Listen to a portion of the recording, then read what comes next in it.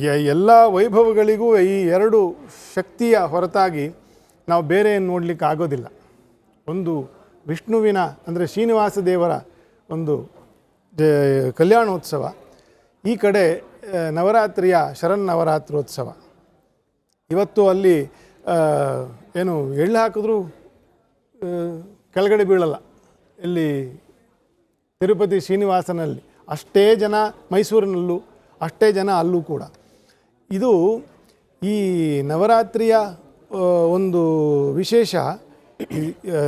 ಇವತ್ತು ಕಳೀತಾ ಇದೆ ಅಂತಂತಲ್ಲ, ಅಂದರೆ ಇವತ್ತು ಜನಸಂಖ್ಯೆ ಜಾಸ್ತಿ ಆಗಿಬಿಟ್ಟಿದೆ, ಜನ ಸೇರೋದು ಜಾಸ್ತಿ ಆಗಿಬಿಟ್ಟಿದೆ ಅಂತಂತ ಈ ಒಂದು ರಶ್ ಅನ್ನೋದು ಅಂತಲ್ಲ. ಭಾಳ ಹಿಂದಿನ ಕಾಲದಿಂದಲೂ ನವರಾತ್ರಿ ಅಂತಂದರೆ ಅದೊಂದು ರಶ್ಶೇ, ಆಯಿತಾ. ಬರೀ 30 ಕೋಟಿ ಜನಸಂಖ್ಯೆ ಇರಬೇಕಾದ್ರೂ ಇಷ್ಟೇ ಜನ ಸೇರೋರು. ಯಾಕಂದರೆ ನವರಾತ್ರಿಗೆ ಅಂಥ ಒಂದು ಪರ್ವ ಅಂತ ಹೇಳಲಿಕ್ಕೆ ನಾನು ಇದರ ಹಿನ್ನೆಲೆ ಇವತ್ತು ಈ ಎಲ್ಲ ದೃಷ್ಟಿಕೋನದಿಂದ ನೋಡಬೇಕು ಅಂತಂತ. ಕನಕದಾಸರದು ಒಂದು ಕೃತಿ ಇದೆ, ಬಂದೇವಯ್ಯ ಗೋವಿಂದ ಶೆಟ್ಟಿ ಅಂತಂತ. ಈ ನವರಾತ್ರಿಯಂದು ವಿಜಯದಶಮಿಗೆ ಶ್ರೀನಿವಾಸನ ಮುಂದೆ ಎಷ್ಟು ವೈಭವವಾಗಿರ್ತದೆ ಅಂತಂತ.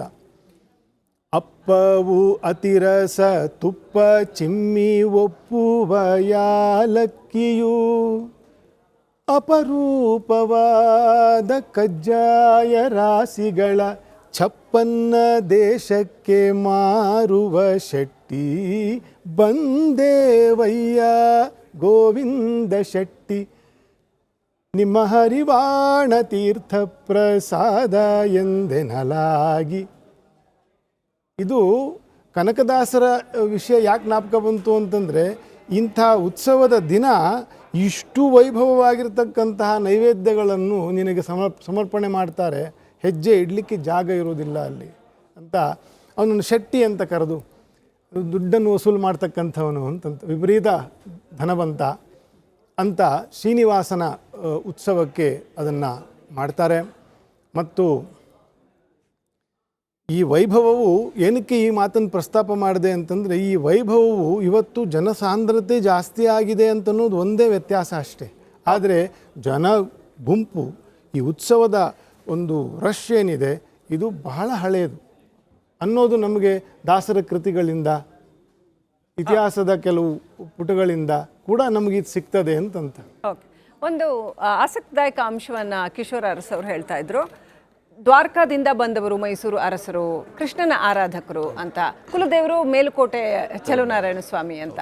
ಇದು ದುರ್ಗಾ ಪೂಜೆ ವಿಜಯನಗರ ಕಾಲದಿಂದ ಬಂದಿದ್ದನ್ನು ಅವ್ರು ತಗೊಂಡಿರೋ ರೀತಿ ಇದೆಯಲ್ಲ ಶಕ್ತಿ ಆರಾಧನೆಯನ್ನು, ಅಂದರೆ ಯಾವ ಆರಾಧನೆಯೂ ಒಂದಕ್ಕಿಂತ ಒಂದು ಭಿನ್ನವಲ್ಲ ಅನ್ನುವಂಥದ್ದು ಹೇಗೆ ತಗೊಂಡ್ರು? ಇತಿಹಾಸ ಏನು ಹೇಳುತ್ತೆ? ಇತಿಹಾಸದ ಏನಾದರೂ ಅಂಶಗಳು, ಇತಿಹಾಸದ ಅಂಶಗಳನ್ನ ನಾವು ನೋಡ್ತಾ ಹೋದ್ರೆ, ಹಾಗೆ ನೋಡೋಕೆ ಹೋದ್ರೆ ನೀವು ಹೇಳೋದಾದ್ರೆ ಅವರು ಗೋಕುಲಾಷ್ಟಮಿಯನ್ನು ಅಥವಾ ಕೃಷ್ಣ ದ್ವಾರಕಾದಲ್ಲಿ ಯಾವುದು ಫೇಮಸ್ ಅದನ್ನು ಇಲ್ಲ ಅದನ್ನು ಮಾಡ್ತಾರೆ.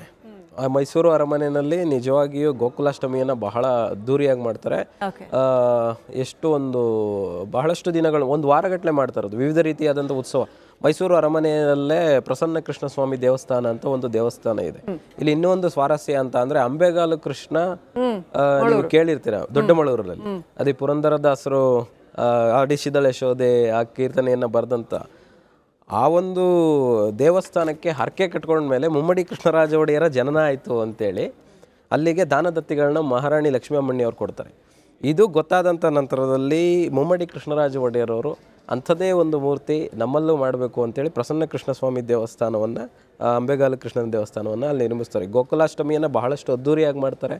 ಮತ್ತು ಅವರ ಆಚರಣೆಗಳು, ಅವ್ರ ಸಂಪ್ರದಾಯಗಳು ಎಲ್ಲವನ್ನೂ ನಾವು ನೋಡ್ತಾ ಹೋದರೆ ಯದುವಂಶ ಏನು ಪಾಲಿಸ್ತಾ ಇತ್ತು ಅದನ್ನು ಪಾಲಿಸ್ತಾರೆ. ಗೋವುಗಳಿಗೆ ಪ್ರಥಮ ಪ್ರಾಶಸ್ತ್ಯತೆ, ಯಾಕೆಂದರೆ ಅದು ಕೃಷ್ಣ ಧನ ಅಂದರೆ ಗೊಲ್ಲನಾಗಿದ್ದ ಅನ್ನೋ ಲೆಕ್ಕಾಚಾರದಲ್ಲಿ. ನಾಲ್ವಡಿಯವರು ಅರಮನೆಯನ್ನು ಕಟ್ಟಿಸ್ಬೇಕಾದ್ರೆ ಅರಮನೆ ಬಾಗಿಲಿಗಿಂತ ನಮ್ಮ ಗೋಶಾಲೆಯ ಬಾಗಿಲು ಎತ್ತರವಾಗಿರಲಿ ಅಂತೇಳಿ ಇವತ್ತೂ ಅರಮನೆ ಪಕ್ಕದಲ್ಲೇ ಇದೆ ಗೋಶಾಲೆಗಳು, ಅಮೃತ ತಳಿ ಹಸುಗಳು ಅದನ್ನೆಲ್ಲ ಸಾಕ್ತಾರೆ ಅಲ್ಲಿ. ಸೊ ಕೃಷ್ಣನ ಏನು ಆಚರಣೆಗಳು, ಯದುವಂಶದ ಆಚರಣೆಗಳು ಇವತ್ತಿಗೂ ಮುಂದುವರ್ಸ್ಕೊಂಡು ಹೋಗ್ತಾ ಇದ್ದಾರೆ. ಈ ಶಕ್ತಿ ಆರಾಧನೆ ಯಾವಾಗಿಂದ ಬಂತು ಅಂತಂದರೆ, ನಾವು ಮಹಾಭಾರತ ಕಾಲದಲ್ಲೂ ನಾವು ನೋಡ್ಬೋದು ಶಕ್ತಿ ಆರಾಧನೆ ನಡೀತಿತ್ತು. ಯದುವಂಶದವರು ಕೂಡ ಶಕ್ತಿ ಆರಾಧನೆಯನ್ನು ಮಾಡ್ತಿದ್ರು. ಸ್ವತಃ ಶ್ರೀಕೃಷ್ಣನು ಕೂಡ ಶಕ್ತಿ ಆರಾಧನೆಯನ್ನು ಮಾಡ್ತಿದ್ರು. ಮೇಲ್ಕೋಟೆಗೆ ತನ್ನ ಏನು ಚಲುವನಾರಾಯಣನ ಒಂದು ದರ್ಶನಕ್ಕೆ ಬಂದಂಥ ಇಬ್ಬರು ಸಹೋದರರು ವಿಜಯ ಮತ್ತು ಕೃಷ್ಣ ಇಲ್ಲಿ